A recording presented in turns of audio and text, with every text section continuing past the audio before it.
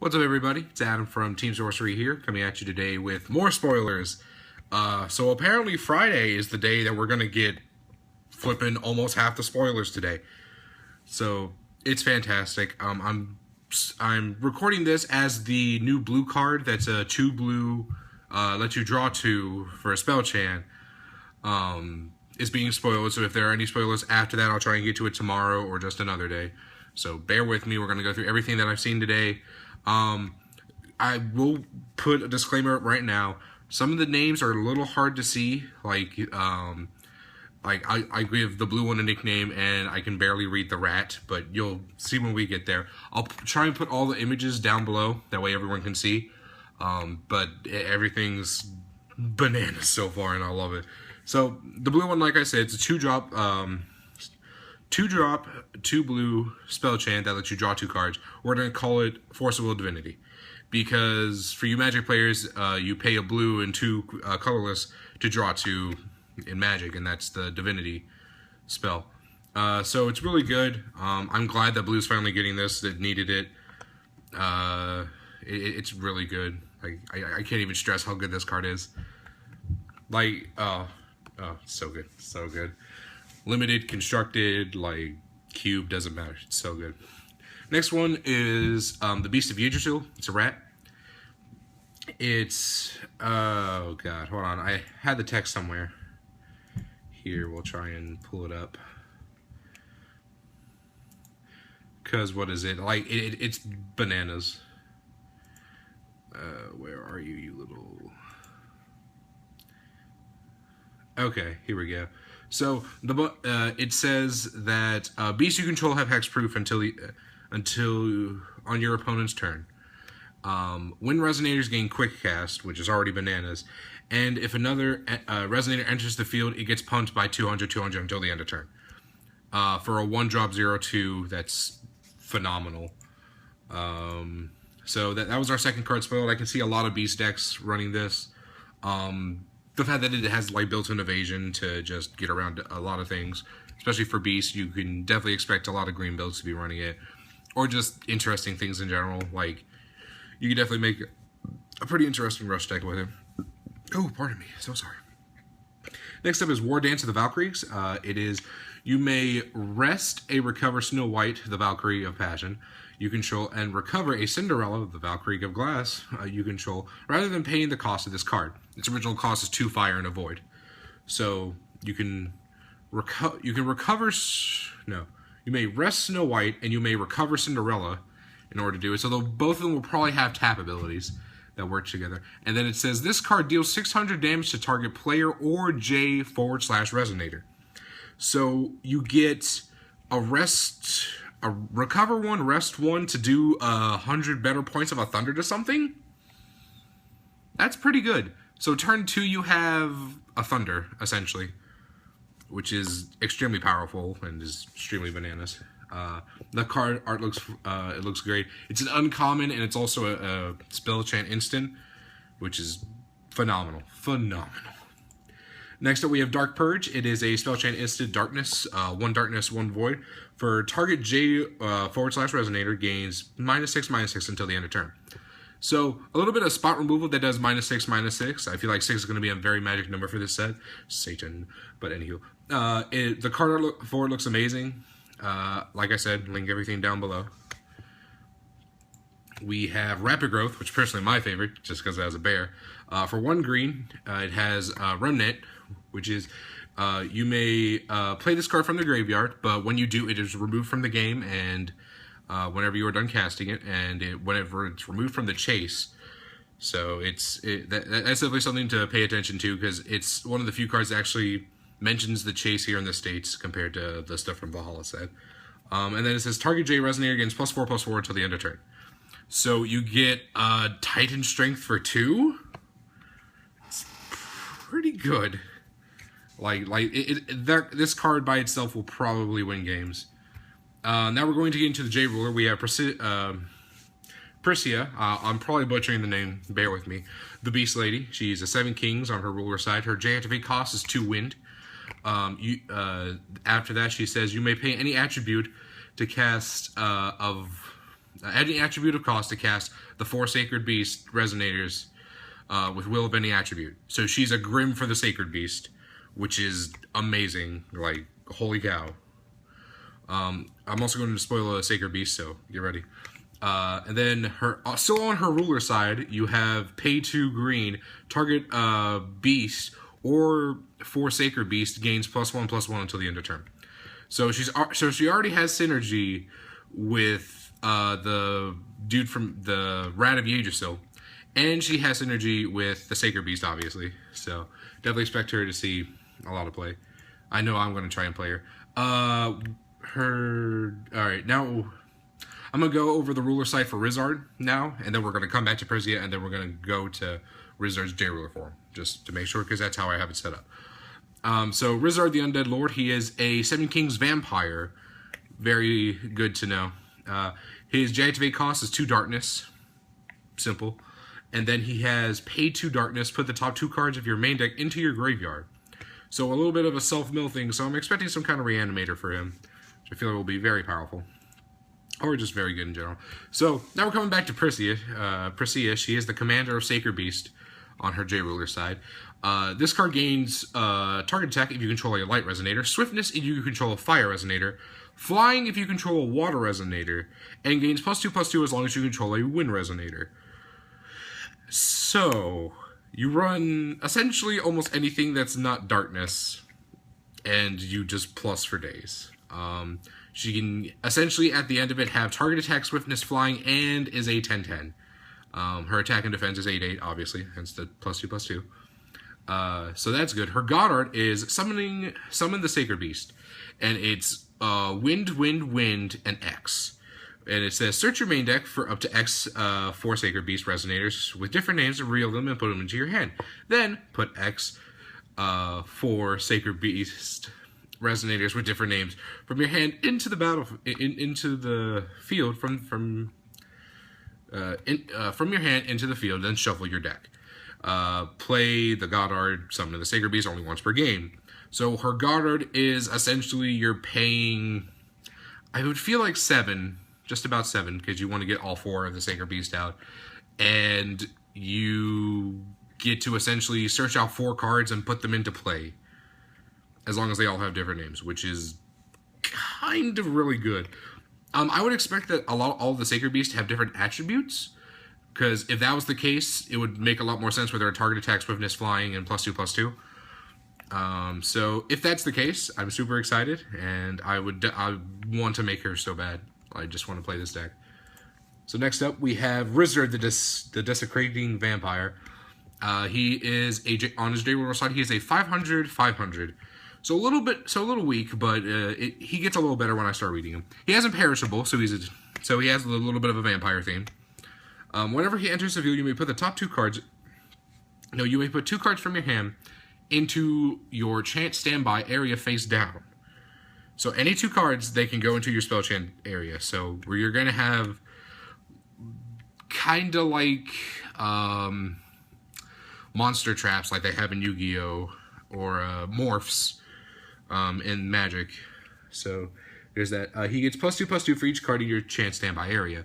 So automatically, he's very possible J-Ruler to decide from Kaguya 1.0 into, or from Kaguya to him, or from him into Kaguya, just depending on matchup and player preference, obviously.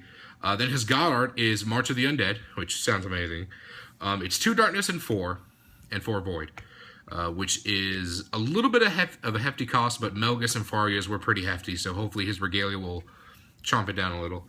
Remove any number of Resonators from your graveyard from the game.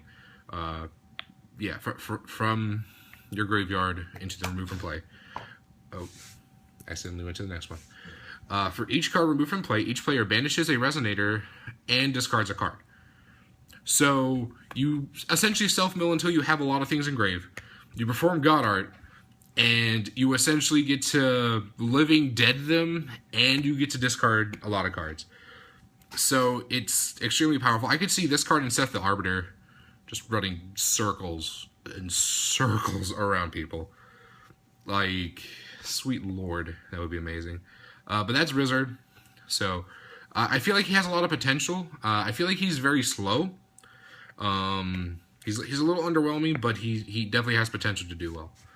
So, on to the next one. We have Scion, the Ancient Lore. He is a 3-drop, 2 darkness, 1 void resonator vampire. That's his attack and defense are 7/7. So a lot of 3-drops with 7/7 in this set, which I'm loving. Whenever he enters the field, he deals 4 to your opponent, and you gain 4. So, and it actually has the text whenever he enters the field. So you can Dreams of Juliet him out, and you can essentially do 8 to your opponent, and you gain 8, which is extremely powerful. I feel like a lot of Dracula builds would definitely utilize him, just if your opponent's like at 4 or whatever. Like he's a 3-drop burn spell that you gain life and you leave a 7/7 body. Like he's almost as good as Carmilla. Almost, I want to say. Like it really just depends on the build, but I like him a lot. I feel like he'll see a lot more play in vampire builds. Obviously, next one we have Heavenly Garden of the Armadillo.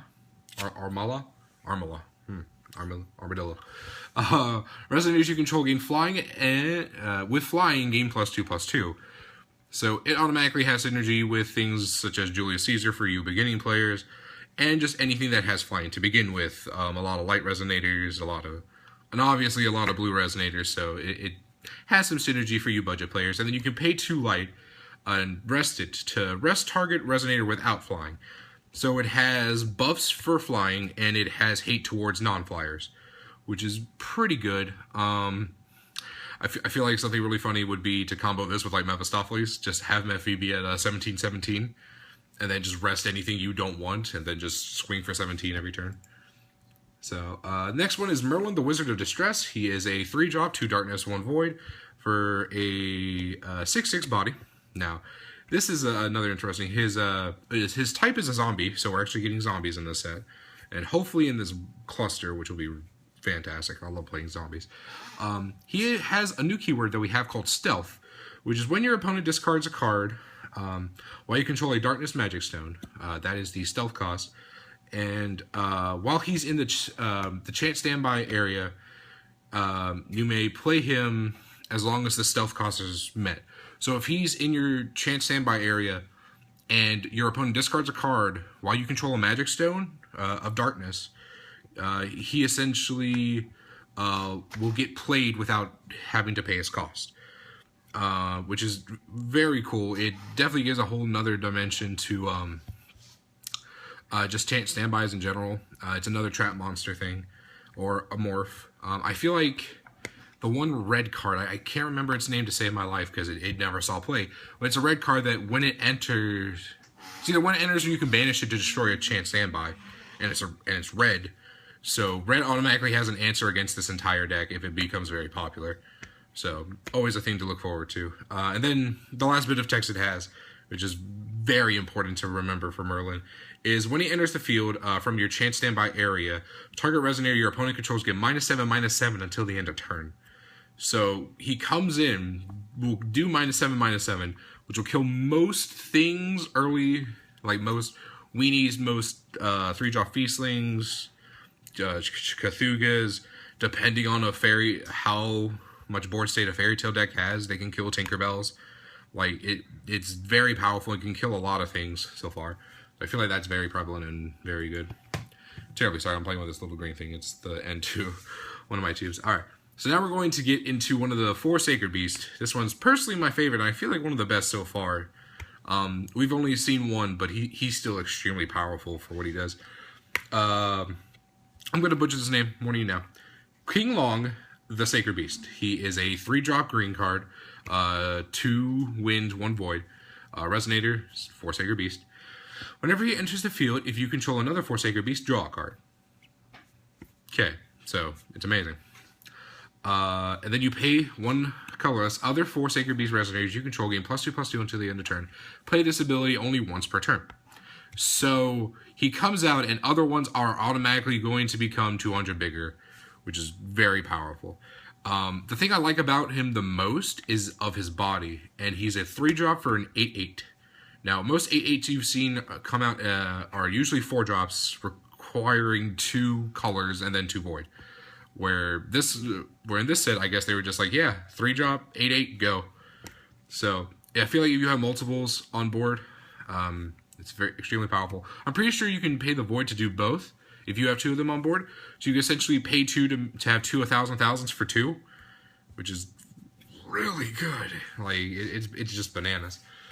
So that's Keelong, so far my favorite Sacred Beast, and the only one we have out right now, so I guess he has to be my favorite. We have Necromancy of the Undead Lord. Add a Resonator gains Zombie into addition to their own races. Into their own race. Can't English today. Add a Resonator gets +2/+2. Whenever a Resonator enters the field, you may add this card from your graveyard to a Resonator. So, if something attached to this dies and it goes to the graveyard, it keeps coming back and it keeps giving it a +2/+2 bonus, which is extremely powerful. I feel like if you have multiples of these in the graveyard, their effects will stack.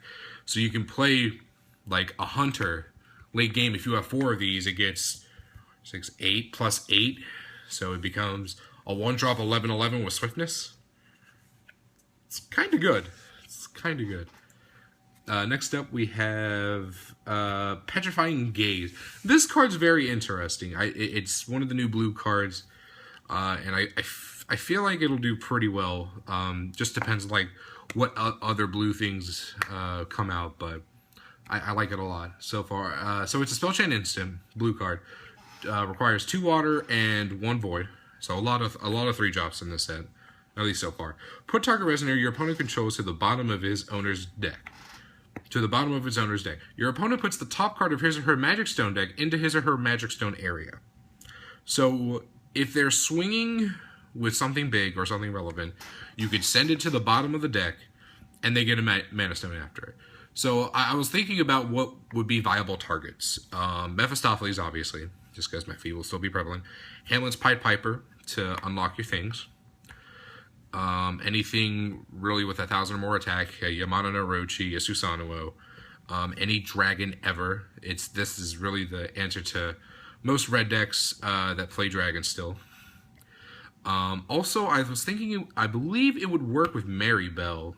For those of you who don't know, it's Maribel's the Void Regalia that turns into an 1,000,000 body, and it's becomes a Resonator, becomes a 1,000,000 body, but it's also still a Regalia. So I'm pretty sure since it's still a Resonator, you can put it to the bottom of the deck. You just minus your opponent a Regalia and a creature. So I feel like it's pretty good. You just have to know how to use it and when to. Then we have Winding Mender, who looks like a bunny. It's a bunny robot. Costs 2 void for a 4/4 body, so not that bad. It's your average 2-drop for a 4/4 in this game. Then you may rest it to target machine J/Resonator against +2/+2. So automatically your Assaulter that I went over earlier is going to go from a 7/7 base to a 9/9 body, and then if it attacks, it gets +2/+2 from its own effect. So it becomes an 11/9, which is pretty good. Like it's right out of Flames of Outer World range. It forces them to either Flames of Outer World and Thunder or Double Thunder, just straight out. So it's still pretty prevalent. And I believe then the last card that we're going to go over today is the Green Regalia. So we got it spoiled. It was actually the first thing that got spoiled, so I looked at it and I was extremely underwhelmed until I saw everything else come out. So we're going to look at it now. Alright, so it is the Horn of the Sacred Beast, 0-drop Regalia. Has tap, produce 1 Void Will, spend it to play 4 Sacred Beast cards. So your Keelong, the Sacred Beast, becomes a 2-drop. Just right out of the gate. We haven't seen any other Sacred Beasts yet, but they're bound to be spoiled eventually. Then it has a tap, your J-Ruler gains +2/+2 until the end of turn. If it's perceived the commander of Sacred Beast, it gains Imperishable until the end of turn. So already it has the Excalibur feel where it gets +2/+2, and then if your J-Ruler's this person, it gains Imperishable. Not that bad. And then its last effect, which I don't like, because it goes into this last effect, which means it doesn't get the fact that you can banish it to give something else imperishable, which kind of makes it very limited play compared to other green regalias. It also doesn't pitch for mana, but it still taps for mana. So it's a little bit slower, but like I can understand why they didn't, because I don't think anyone really wants to deal with regalia, pitch a regalia, priest into nuts. So, but anywho, the last effect is banish this card. Target player shuffles all magic stones from his or her graveyard into his or her magic stone deck, then shuffles all other cards from his or her graveyard into his or her main deck. So you banish it for a Zeeks, which is pretty good. I mean, it's easy recycling. It'll be a lot better when Origins starts becoming a format and Zeeks is rotated out. I feel like this will be the only way to recycle things. It's also pretty good against Rizzard, the vampire dude, just because he self-mills and like he can set up his graveyard where that will prevent the graveyard. It can also be very good in the grind matchup for late game. Extremely prevalent. But yes, so that was everything spoiled today, currently. I'll definitely be posting this video as soon as I can. I'm going to try and put as many of the pictures I can down below. If not, if you're on the Force of Will US Facebook page, they're all up there. They're all over the place. So like, comment, and subscribe. Let me know what you think. If you have any thoughts about any of the regalias, or just anything spoiled today, please leave a comment down below. Let me know what you think. Thank you very much. My name is Adam, signing out.